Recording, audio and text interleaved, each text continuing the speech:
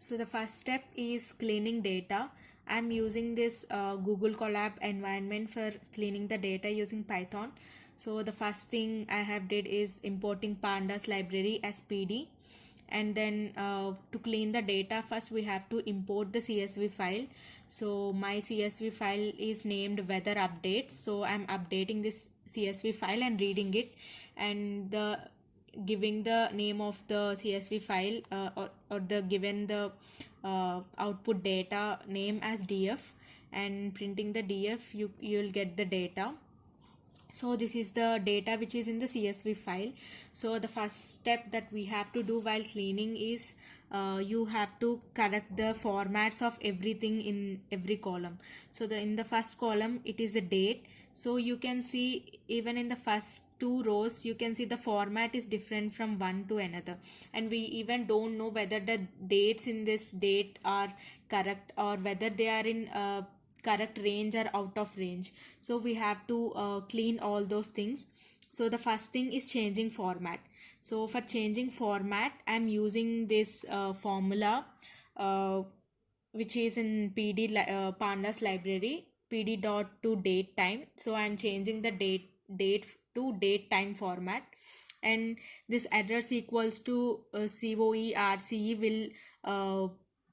will give null values to the incorrect date values. So for example, if you have date noted as Feb 31st, you all know that Feb don't have 31 days. So in those cases the value that will be printed is null in that particular row or column. So you can see there are two columns of date format. One is date and another is date one. So both are having date values. So I'm correcting it to date format for both the date and date one. So this is the formula to correct the format for the date, and this is the formula to correct the format for date one. So the next thing what I have did is dropping the null values. So there is a chance that many of the rows or columns may have null values or 0 or empty values. So we have to drop those null values, and also while using this formula you'll have null values if the date is incorrect. So I am dropping all those kind of values, all those rows from the data set. So I'm using this df.drop now to drop the null values. So this is the data set where the null values are dropped. Here you can see there are 3903 rows before, but after dropping the null values, the number of rows are 3901, which means two of the rows got deleted, which means two rows having the null values in the total data. And the next step that we are going is to remove the duplicate rows and duplicate columns. So the first one is removing the duplicate columns. So for removing duplicate columns, I'm using this formula and naming it as df2. So after printing df2, you can find the data which is cleaned, which means all the duplicate columns are dropped. So previously we have seen there are two columns, date and date one. So according to this, date and date one are the duplicate columns. So using this formula, it should drop date one. So you can see that there is no date one column, which means it is dropped. Here there are 23 columns. After dropping the date one column, only 22 columns will be left. And this is the formula for dropping the duplicate rows. This is df2.drop duplicates. df2 is this data. From this data we are dropping the duplicates and giving it as df3. After printing df3, this is the data with duplicate rows removed. You can see previously there are 3901 rows, and now it dropped one row.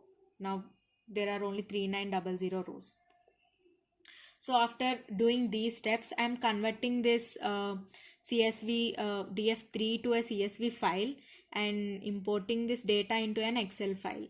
So this is the total data after correcting, dropping values and changing doing all data cleaning. So this is the file that we are importing to Excel.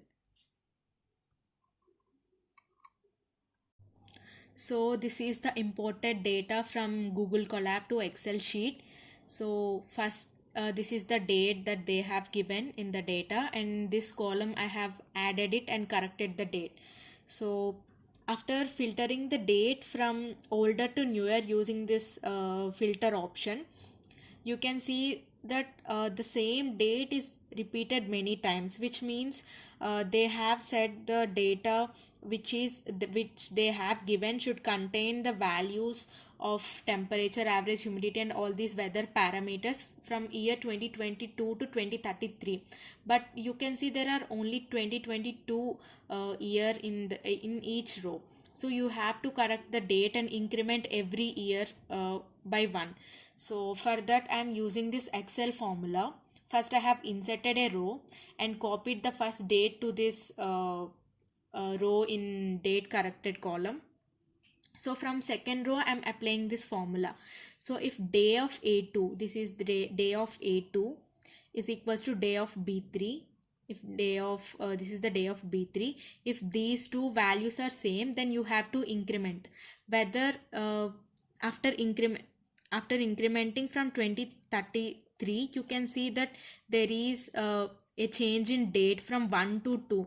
So the date is changed from 1 to 2, which means the date 1 is already repeated 11 times, and you have already given all the years from 2022 to 2033. So for the new date you have to again start from 2022 and increment the values. So when there is a date change, then you have to again start from 2022. So the same thing I have written in the formula. If day of A2 equals to day of B3, then you have to increment by A2 plus 1. If it is different, then you have to start again from 2022, and this is for that, and month of B3 and day of B3. This means you have to copy the same day and month from this column to this column. So I have directly given month of B3 and day of B3. So after using this formula and dragging the value to bottom, you can find the formula will be applied to each and every row in Excel, and the values of date years will be corrected, and you'll get for every day you can see the value of years will be incremented from 2022 to 2033. Yeah, so this is the final correction. We have hopefully completed all the subtasks that they have given.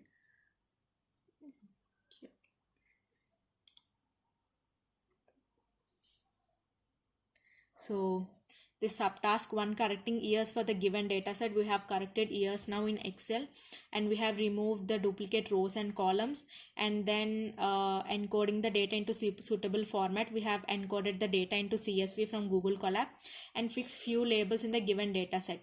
Fixing few labels is needed because when you import this data to SQL, you have to you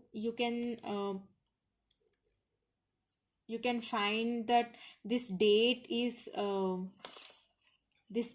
an already given function in the SQL, which is the default function. There is a date function in Excel, so you don't have to import it as a date. You have to change this date, and also this percentage symbol and IN and MPH and MPH, all these values you have to remove and give it to Excel.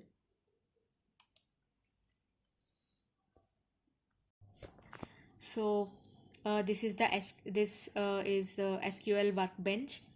First thing that is, I have created the database named this, and also I'm using this database, and after this I have created a table, the same thing that we have in Excel. I have created the same table with values. So here you can see there is date. I have changed this label to date var and then given it as a date format, and then all this temperature, humidity and everything is in double, and month is in int, and different in pressure is also is double. So after importing the data, I have created the table as final results. So the data in Excel will be imported to this table, and when you select everything from this table, you can see the same data which is in Excel got imported into SQL. So you can use this data to find insights. So these two, or I have added it manually due to some reason they haven't got imported. So these two I have added it. And then there are some questions that we need to find. The first one is find the temperature as cold or hot by using the case and average values of the given data set. So in this data set you have the values for every day.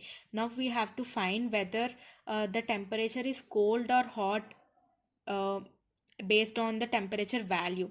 So to find the temperature, whether it is hot or cold, we need a particular threshold kind of value, so that if the value is greater than that particular value, you can tell it as a hot, and if it is less, you can tell it as cold. So here first I am finding the average temperature.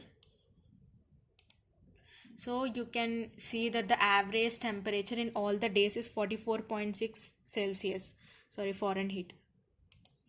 So you are using this value, average value, and using this case statement. So you are printing this date variable and temperature using this case statement. If temperature is greater than this average value, then you will give it as a hot, and when the temperature is less than this average value, then you will give it as a cold, and you are naming this column as temperature type from final results. So final results is the table. So when you execute this, you can see the date variable column and temperature column and temperature type column. So in date variable you have different dates, and temperature you'll get the temperature of that particular date, and this temperature type, it is concluded whether that in that day the temperature is cold or the temperature is hot. So you can see the values of cold and the values of hot as well. So this is one question. And the other question is, can you find the average humidity average from the data set? And also they have given condition that should contain the following clauses: group by clause and order by clause. So you have to group by date and order by date. Yeah. Now when you select all from final results, you can see you have what average humidity values for every day. Now we have to find the average of average humidity. So I am giving select it. This is the average aggregate function which will find the average of a particular column. So this is the column that we want to find the average, and you are naming this average column as average humidity, and then you are also printing the date variable column from the table final results, and you are grouping it with the date variable and ordering it by average humidity, which means when you execute it, you can see the average humidity which is grouped with date variable. So if you see this date, the average humidity is 9. For all these dates, the average humidity is 9. Here you have ordered the average humidity. So the columns, the rows will be printed in a way that the average humidity is ordered in ascending order. So you can find the values of average humidity is varying from lower to higher, 9, 10, 11, 12, 13 and all. So it printed all these values. So this question is over. And the other question is, find the number of dates when the temperature is below 0 degrees Celsius. They have given, they asking us to find the value of the number of days, the count of the days where the temperature is dropped to 0 Celsius. But we know that the data which they have given, the temperature is in Fahrenheit. So if it is 32 Fahrenheit, which will be equals to 0 Celsius. So if it is less than 32 Fahrenheit, which is eventually equals to less than 0 degree centigrade. So I am not actually using the formula of converting Fahrenheit to Celsius. I am just taking the value of 32 and finding the values of temperature, finding the count of days having the temperature which is less than 32 Fahrenheit, which means the count of days having the temperature less than 0 degree Celsius. So you see, name the column as a total days. So the total days, and printed it as 855. So in total we have 855 days where the temperature is dropped to below 0 degree centigrade. So that is one question. And third, can you check all 4 consecutive days where the temperature was below 30 Fahrenheit? Here they have given, we have to find the consecutive days where the temperature is below 30 Fahrenheit. Suppose we want to find the dates of 4 which should be consecutive, and as well as the temperature should be less than 30. So for this you have to order the date in ascending or descending order so that we can find the consecutive days. Okay, so I'm executing this, and after executing I will explain. See, here we are selecting all from the table of the final results, and then we are using this row number window function, and then using this row number window function and ordering the data of the date variable, which means the date variable will be ordered from lower to higher value, and giving this row number as Rn. This row number window function will assign a particular row number for every row, incrementing from 1 to the total number of rows it contains. So for every row you will get a row number, and it is named as Rn. And after that you have a difference column here. So that difference column is getting from we are finding the difference of the date variable and the row number, and this casting the row number to an unsigned integer. So here, after finding the difference between the date and row, so here the date is changing into integer value, and you are finding the difference between the date and the row number, and finding and giving to the column difference. And we are also filtering the temperature which is less than 30, because they have asked the consecutive days where the temperature is less than 30. So we have filtered this.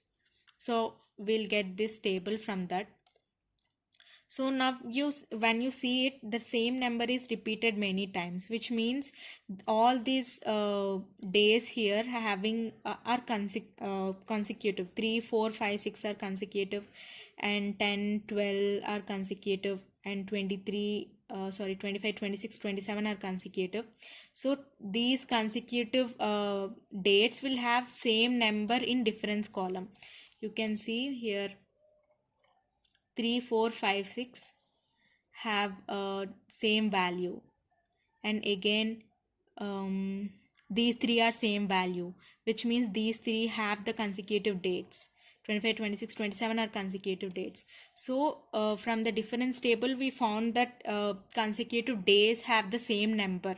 So we have to count number of how many times this particular number is repeated, which means here this 117 is repeated 4 times, which means this if this 102 is repeated 4 times, which means all these 4 days are consecutive.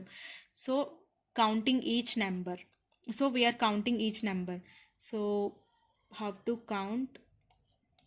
Here I have named it a table T2, and select all and count over partition by difference. This count window function over partition by difference will count each particular number, how many times it is repeated, and the number of times which is repeated is given to the number of records. So this is T2, right?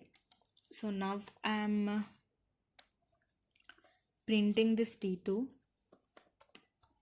Select all from T2.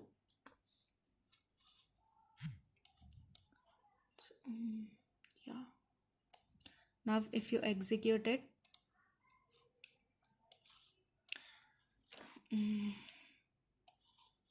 you can see there is a column of number of records which prints how many times each number is repeated, which means this number is repeated 4 times. So for every number in the data which is for every number of same type, you'll have the same number of records. So this number is repeated 5 times, so this number is repeated 6 times, which means all these are the consecutive records.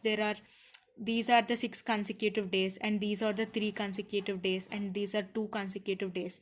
Out of these number of records, we want 4 consecutive days, which means we have to only print the values we have to print only the data which is having number of records value as 4, which means these 4 values are consecutive. So I'm just removing this. See, I have given this table as T2 and select date variable. So I am fetching date variable from this T2 table, from this table, and also giving the condition that number of records is equals to 4. So we have to only fetch the data where the number of records value is equals to 4. So when I execute this,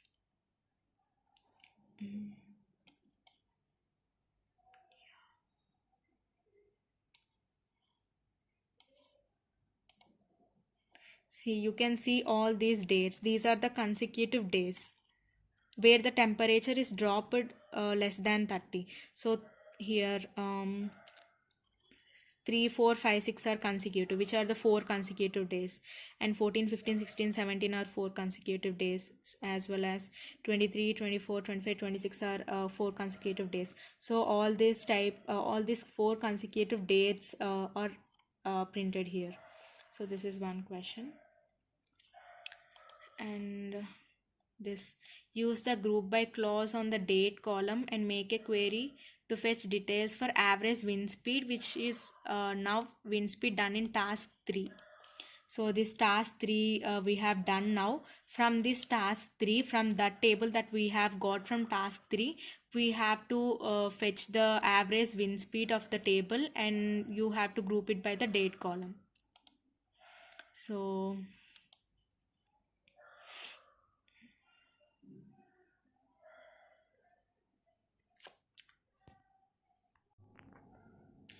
this is the same query that we have done in task 3.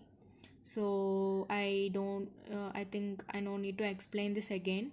I'm filtering the temperature less than 30, and then counting, and we are getting the number of records given. I have given it as table T2, and then again I'm fetching the data and giving it as table T3, and the task now is to find the average of average wind speed, and then group it with the date variable.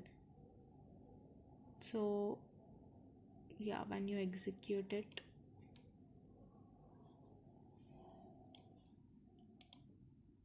you can see that the average of the average wind speed, which is grouped with the date variable, and from table T3 is the table that we got in task 3. So I have named it as a T3 and fetching the values from the table T3. And another question is this: create another table with a foreign key relation with the existing given set. So the existing given set is final result set. So I'm executing this again. Yeah, this is the final results table where you have all the data that we have got imported. So for this existing data set, we have to add a foreign key. Foreign key is given with another table when both tables have some certain kind of relation. So if we want to create a table and give a particular relation with this table, you have to find a particular row, so that particular column, so that we can give a perfect relation. So if you take this temperature, average humidity and all these weather parameters, you cannot find any relation that you can take to give it as a foreign key. So to make it as a foreign key, the particular value should be repeating in the particular data set.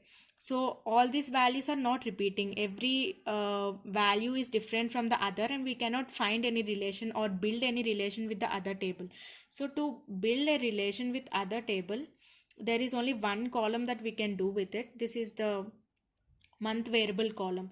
So this month variable column having the rows with months with month IDs, like with month with a number for particular month. So this is Jan month, so it is given as 1. So for February it will be 2, and for March it will be 3, like that. So for every month there is a particular value. So using this column we can find we can create a foreign key relation. So for that I should create another table so that I can build the foreign key relation with this table. So for that I am creating a table called month name, and which should have two columns. One is the name of the month and other is a month ID. So name of the month will be the month that from Jan to December, and month ID is the foreign key relation that I want to build with the given month variable. So for this month ID I'm giving this primary key, because for every row this month ID value will be unique, so I'm giving it as a primary key, and altering the table of the final results and creating a foreign key for this month variable. So this month variable key will reference with the month ID in the month name table. So I am using this query to build the foreign key relation between these two. And after building this foreign key relation, I have to give values to this month name. So I am adding values. This is the name of the month and this will be the month ID. So after giving values and selecting the printing the month name, you can find that all these values got added into this table. So for every month there is a month ID 1 2 3 4 5 and so on. So even in the result set also we have month variable having the same values, so we can so the foreign key relation is built. Okay, and then this, can you find the maximum number of days for which temperature is dropped? So this is same as the max of consecutive days, but the main thing that here it is given that to find the temperature dropped in the sense when you compare the temperature with the previous value, the value should be less than the previous value. So for that, to find the values to find a value of a row which is previous to the particular row, we need to use lag and lead window functions. So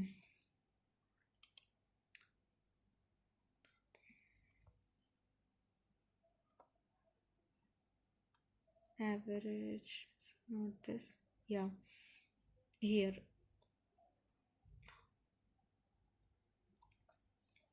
So the first thing that I have did is selecting the date variable and then temperature, and here I am finding the difference of temperature minus lag of temperature. This lag of temperature is the window function which fetches the value of the temperature which is previous to the temperature column, and I'm ordering the data I'm ordering the date variable and naming the column as a previous temperature. So when I run this,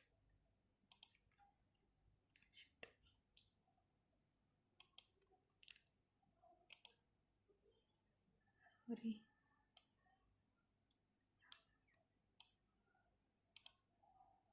So here this is the date variable and this is the temperature, this is the previous temperature. So here if you see this, this is the first date, so it don't have any previous value, so here it is printed as null. And if you see this column, 37.8 minus 43.2 is printed here, and as well as for every row the difference between this the particular row and the previous row is printed here. So after this, the same thing is done, what finding the consecutive rows. So here we have to find the maximum and minimum value of this temperature dropped. Here they have asked the maximum value. So sorry, minimum value they have asked.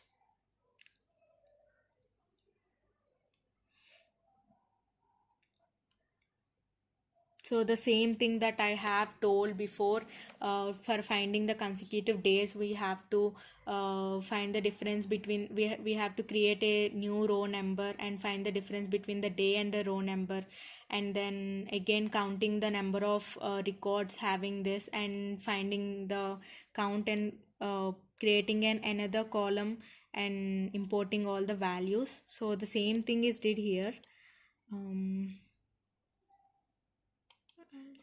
Over here, select all from K2. So if you run this,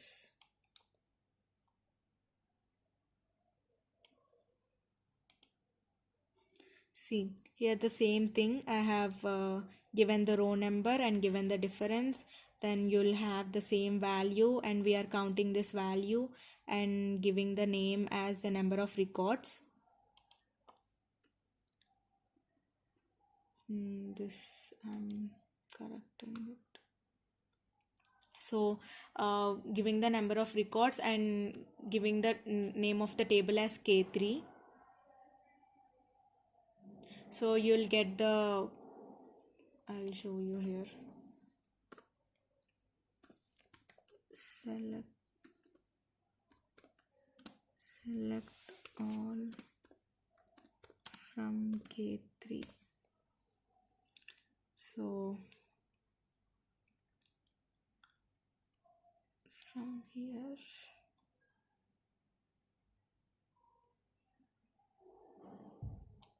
if you run this,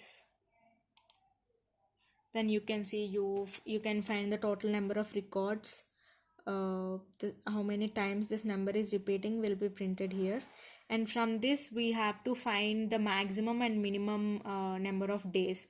Previously we have found the consecutive days, but here you have to find the maximum count and minimum count. So for it, instead of selecting all, I have to find only the minimum count of number of records from K3. So I'm not finding this.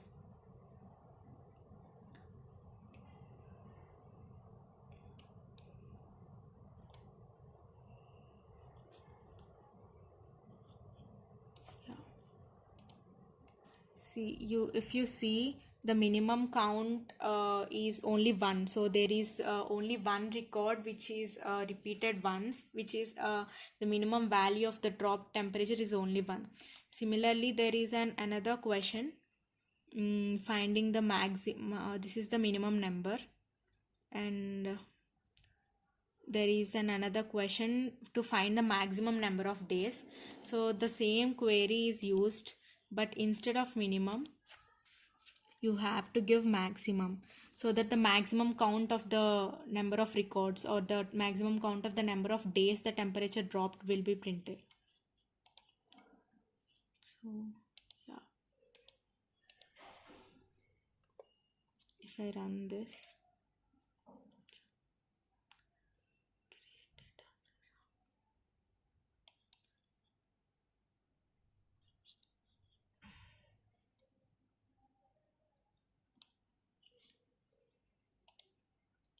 See, the maximum number of records is 31. So the maximum number of days the temperature dropped is 31. So continue.